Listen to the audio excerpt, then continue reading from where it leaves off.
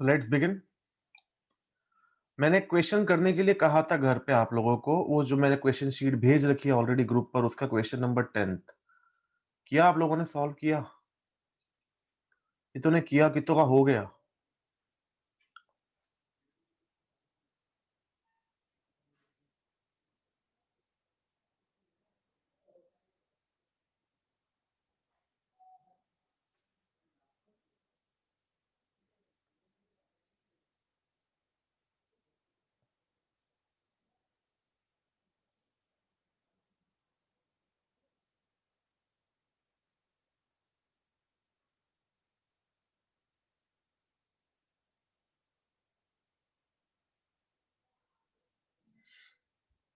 अरे किस किस ने किया सॉल्व, जल्दी बताइए, रेज योर हैंड्स।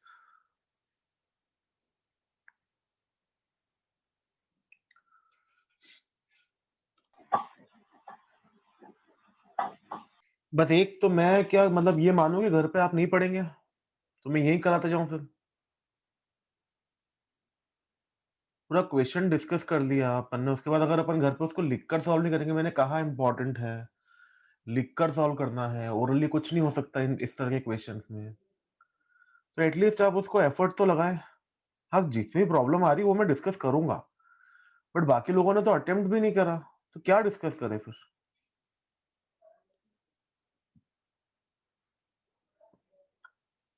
आपको बता दूं कि ये जो मैंने क्वेश्चन भेजे हैं ये कहीं और के नहीं है, इंस्टीट्यूट के ही हैं, तो आप इन्हें बाहर के क्वेश्चन ना समझें। और अगर इनमें से मैं कुछ करने को बोल रहा हूं तो मतलब वो आपके लिए टॉप प्रायोरिटी होना चाहिए। और उसके बाद भी नहीं कर रहे अपन, तो कहीं ना कहीं फिर अपन अपनी पढ़ाई को सिंसियरिटी के साथ ले ही नहीं रहे। मैं ये तो नहीं मानता कि एक का भी शेड्यूल नहीं बना पर कल इसको करने का, एक का भी नहीं बना, बस एक को छोड़कर बाकी से किसी का शेड्यूल नहीं बना इसको करने का। तो फिर हम रिवीजन भी क्यों करें, क्या मतलब है रिवीजन का? पाप ही काट रहे हैं अपन, और क्या कर रहे हैं? क्योंकि जो मैं रिवाइज कराता हूँ उसको जब तक घर जाकर आप वापस से नहीं पढ़ोगे तब तक उस रिवीजन का कोई फायदा नहीं है। मेरे बोल लेने से, आपके सुन लेने से रिवीजन पूरा नहीं होगा जब तक आप उसको बोल के नहीं पढ़ेंगे। तो अगर आप ये नहीं कर रहे तो रिवीजन क्लास में बैठने का भी कोई मतलब नहीं है। आप घर आराम से बैठिए, सुबह आराम से उठिए, कोई जरूरत नहीं है क्लास अटेंड करने की। अगर आप जो मैं पढ़ा रहा हूँ उसको सेम डे घर पे रिवाइज नहीं कर रहे हैं तो कोई मतलब नहीं क्लास में बैठने का। इसका जीरो आउटपुट निकल रहा है आपके लिए, बात आप मान के चलिए, ठीक है ना? और जीरो आउटपुट लेने के लिए आप बैठे हैं तो आप बैठिए, मुझे कोई दिक्कत नहीं है। इससे आपके मार्क्स और कम ही होंगे, बढ़ेंगे नहीं। ये रिजल्ट वाले दिन हम इस बारे में फिर चर्चा नहीं करेंगे। आप इन सब बातों को नोट करके रखिएगा, रिजल्ट वाले दिन जब आप मुझसे मिलना है कि मेरे नंबर कम क्यों आए, मैं तो याद रखूंगा, मैं तो सब बताऊंगा, मुझे तो नाम भी याद है किस किस ने कब कब होमवर्क करा है, कब कब नहीं करा है।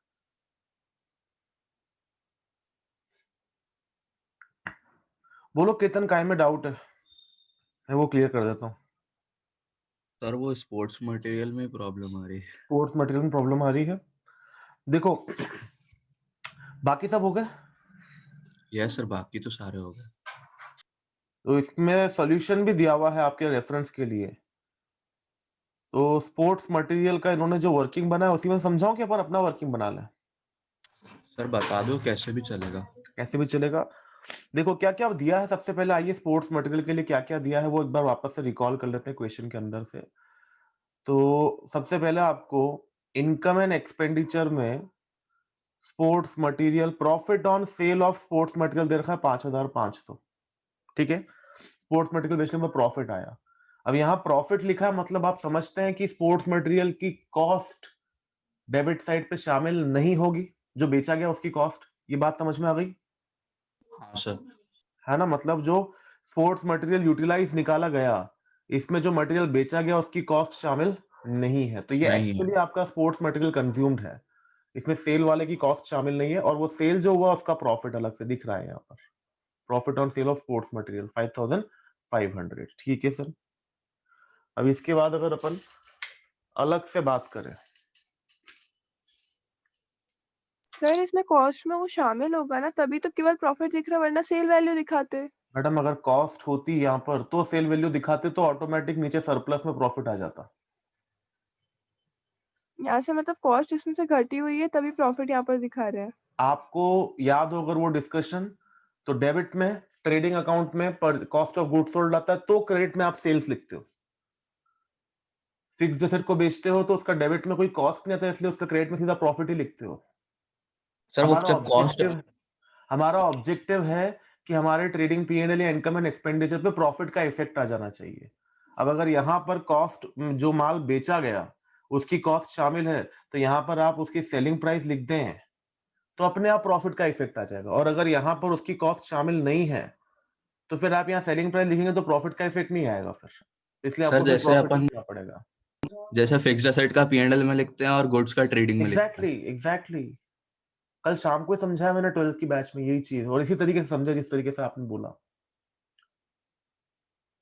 गौरी समझ में आया? ये तो मैंने क्लियर करा था गौरी। हाँ, मतलब मेरा ये कहना है कि जो स्पोर्ट्स मटेरियल कंज्यूम इसमें दिख रहा है, इसमें से जो है ना अपन ने गुड्स बेचे हैं उसकी कॉस्ट माइनस करी हुई है, हाँ, मैं भी तो इसलिए वही अपन कह रहा यहाँ हूँ। पर प्रॉफिट दिख रहे हैं। बिल्कुल, मैं भी वही कह रहा हूँ। तो हाँ, फिर कॉस्ट ठीक यहाँ है। पर शामिल नहीं है ना, हाँ, बस यही कह रहा हूँ मैं भी। हुँ, ठीक है, हाँ, तो ये तो डिटेल्स हमें दे दी। अब नीचे क्या दिया है, ओपनिंग स्टॉक और closing stock of sports material. इससे हम क्या निकाल पाएंगे सर? इससे हम निकाल पाएंगे कि हमारा परचेज कितना हुआ।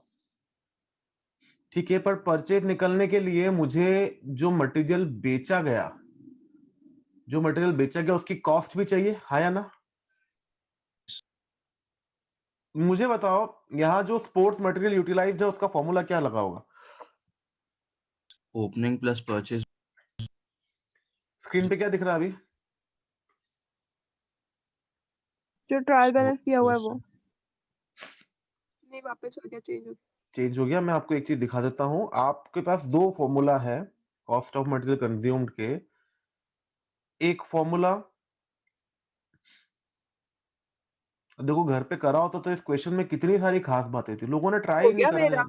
पूरा अरे हो गया। आपको नहीं कह रहा हूं मैडम, जिन्होंने नहीं करा आपके आने के पहले बहुत सारी बातें हो गई है। एक फॉर्मूला ये है, opening stock of material plus purchase of material minus closing stock of material. ठीक है, ये जब मटेरियल बेचा नहीं गया तब होता है। दूसरा फॉर्मूला अगर मैं बात करूं,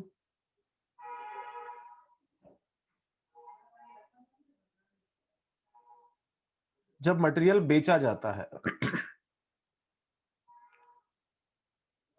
ठीक है, तो आपका फॉर्मूला, आपके पास दो अल्टरनेटिव होते हैं इसमें। पहला अल्टरनेटिव क्या होता है कि आप नॉर्मल फॉर्मूला लगा दीजिए, opening stock plus net purchase minus closing stock, और उसमें फिर जो आपका कॉस्ट ऑफ मटेरियल कंज्यूम्ड आएगा ना, वो एक्चुअली कॉस्ट है किसकी? कंज्यूम्ड वाले की प्लस सोल्ड वाले की, अगर आपने ये फॉर्मूला लगाया तो।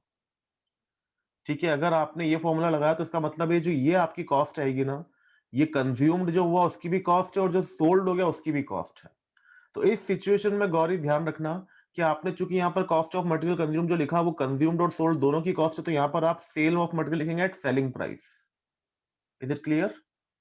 और यस सर। ऑल्टरनेटिव टू क्या है कि आप ना कॉस्ट ऑफ मटेरियल कंज्यूम का फॉर्मूला रिवाइज कर दीजिए, ओपनिंग स्टॉक प्लस परचेज, उसमें से माइनस कर दीजिए कॉस्ट ऑफ मटेरियल सोल्ड, जो मटेरियल बेचा ना उसकी कॉस्ट माइनस कर दीजिए, और फिर माइनस कर दीजिए क्लोजिंग स्टॉक। तो आपका actual cost of material consumed आएगा, मतलब उस मटेरियल की कॉस्ट जो आपने कंज्यूम किया है ये वो आएगा।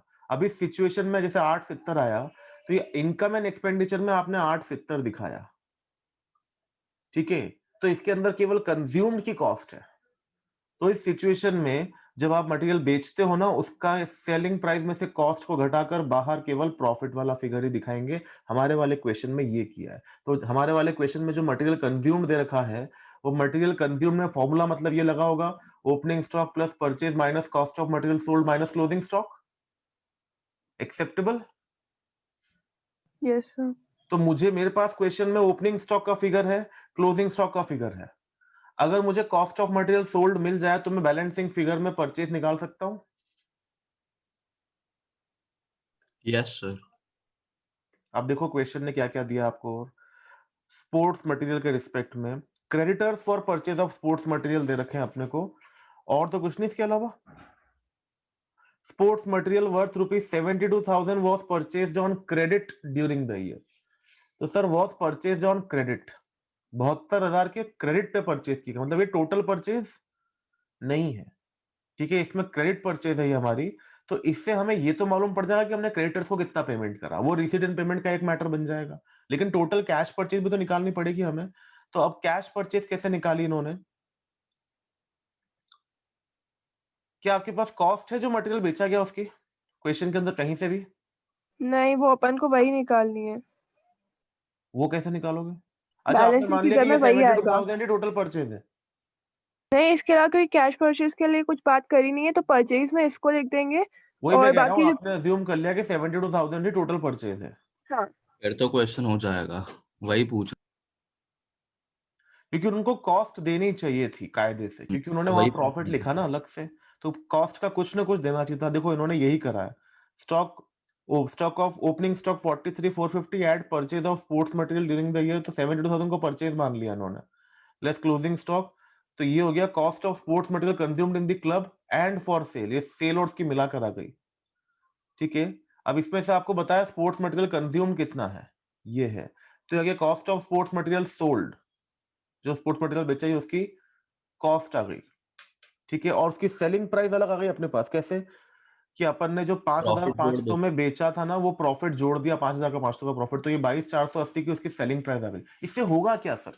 मैं आपको सर, एक बार रिसीट इन पेमेंट। हाँ, रिसीट इन पेमेंट में आपको एक बार नोट करके बता देता हूँ, तो थोड़ा सा कुछ बच्चों के लिए क्लैरिटी हो जाएगी।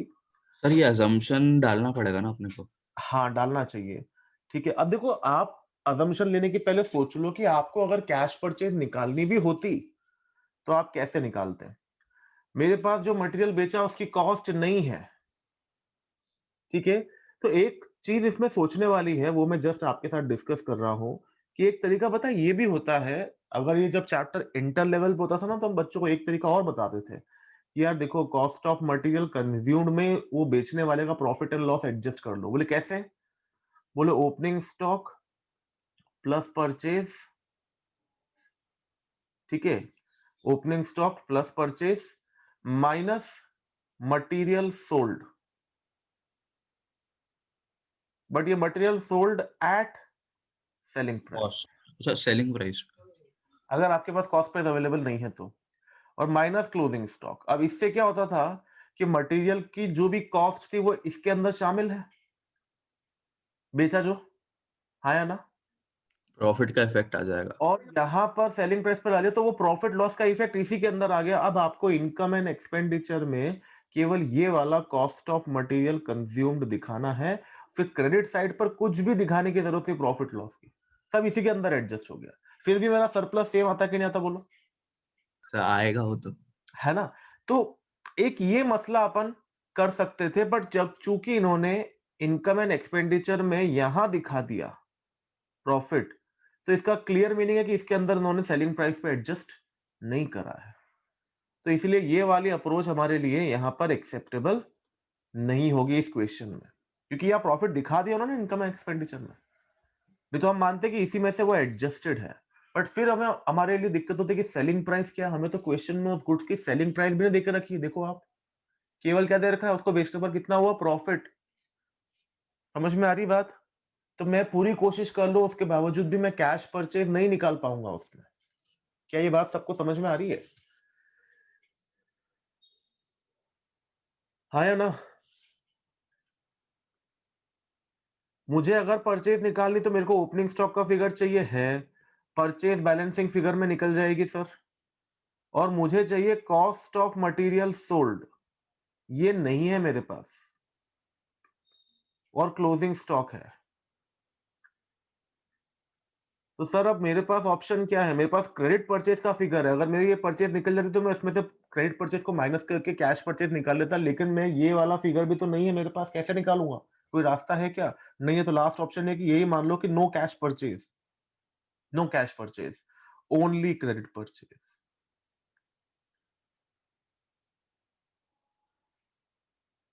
तो अब आप यहां पर इस फॉर्मूला में जो भी आपको फिगर दे रखा हो, देखो आप उस क्वेश्चन में जाकर, अगर उस क्वेश्चन में जाकर देखो तो बताओ स्पोर्ट्स मटेरियल यूटिलाइज कितना दे रखा है आपको? स्पोर्ट्स मटेरियल यूटिलाइज कितना दे रखा है क्वेश्चन के अंदर? 60 to 800, 800। Yes sir. 60 to 800 sports material utilised.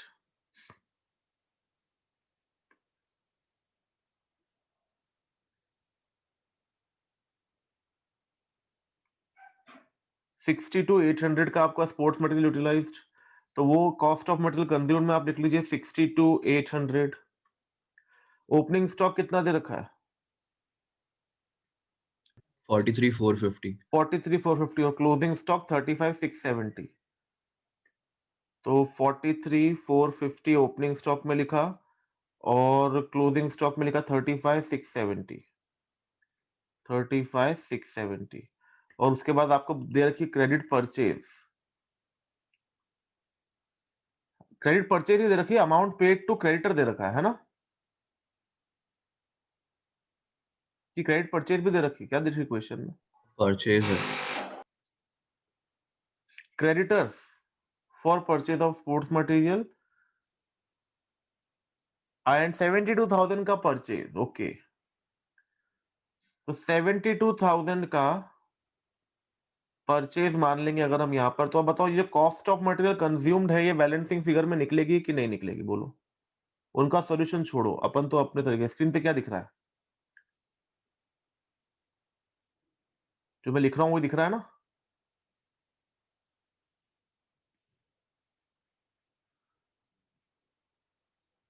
अरे इसमें निकालो कॉस्ट ऑफ मटेरियल कंज्यूम कितना आता है, कॉस्ट ऑफ मटेरियल सोल्ड, जो मटेरियल बेचा उसकी कॉस्ट कितनी आती है।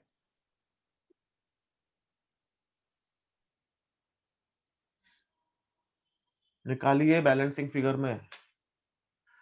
एक तो बच्चे मुंह देखते रहते हैं यार, घर से करके नहीं आते, फिर उसके बाद जवाब भी नहीं देते जो लोग घर से नहीं करके आए वो लोग। कम से कम अभी तो एक्टिवली पार्टिसिपेट करा करो। 16,980। कितना?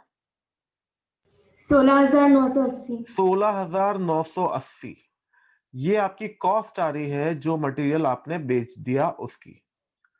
ठीक है, अभी हमारा टारगेट क्लियर रखना है हमें दिमाग में कि हमें बनाना है रिसीट एंड पेमेंट अकाउंट। तो मटेरियल सोल्ड की कॉस्ट ऑफ मटेरियल सोल्ड 16,980 और इसको बेचा गया है 5,500 के प्रॉफिट पर। तो श्रुति बताओ मुझे कि इस पे बेचने पर सेल प्रोसीड्स कितना आया होगा? प्रॉफिट जोड़ देंगे।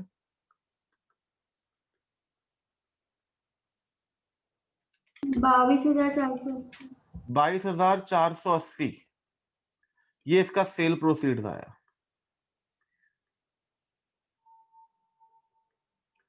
ठीक है, 22,480 इसका सेल प्रोसीड्स आया।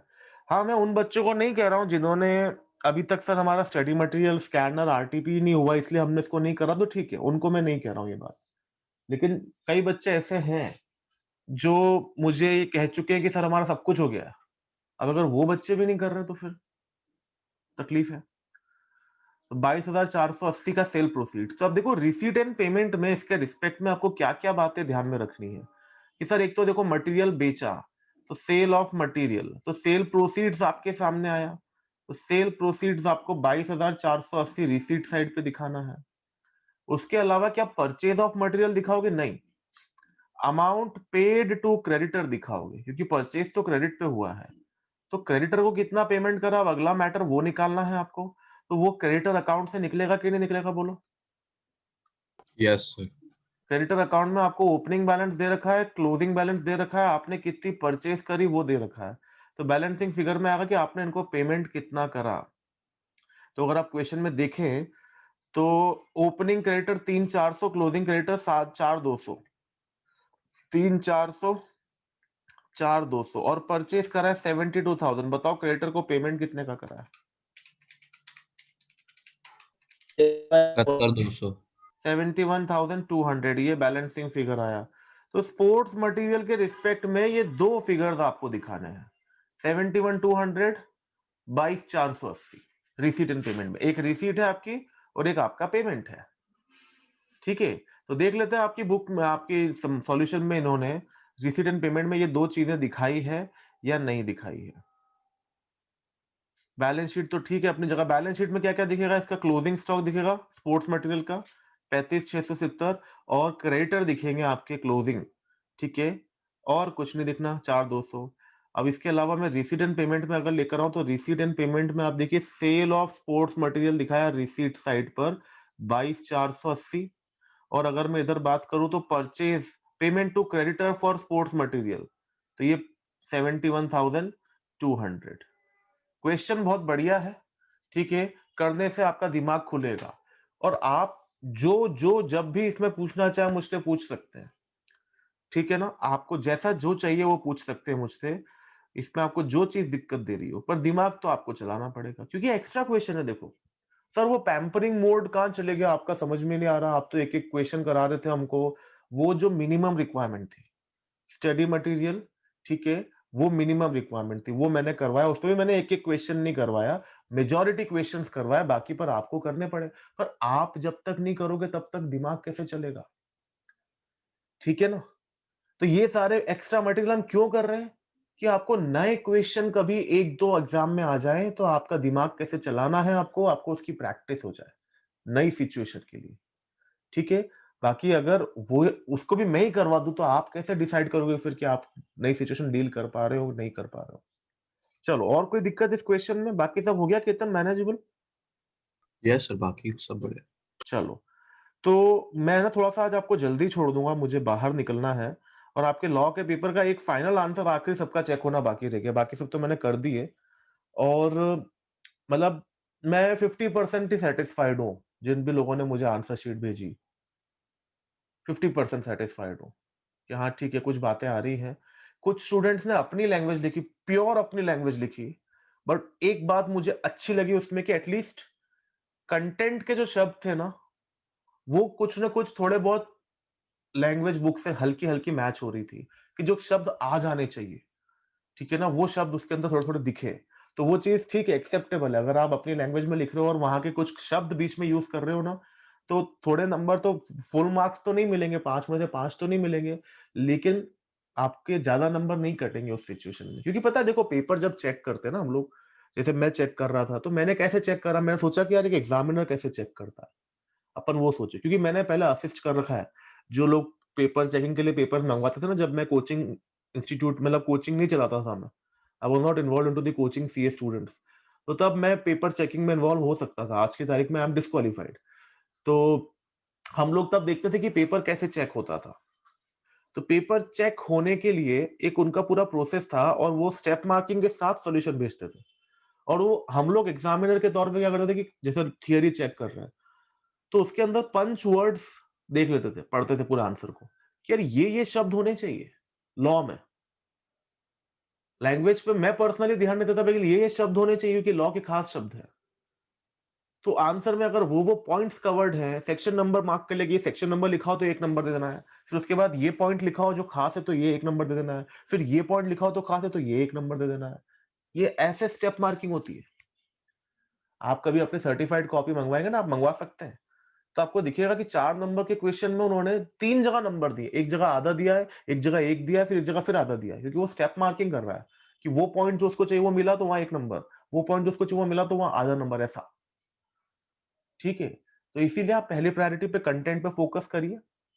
सेकंड पे लैंग्वेज। सर आपने तो लैंग्वेज बोल-बोल के हमारा दिमाग घुमा दिया था। मैंने सबसे पहले आपको कंटेंट ही पढ़ाया था और उसके बाद कहा था कि अब आप लैंग्वेज पे फोकस करिए। क्योंकि कंटेंट मुझे लगा कि मैंने क्लास में पढ़ा दिया तो आपको क्लियर हो चुका है।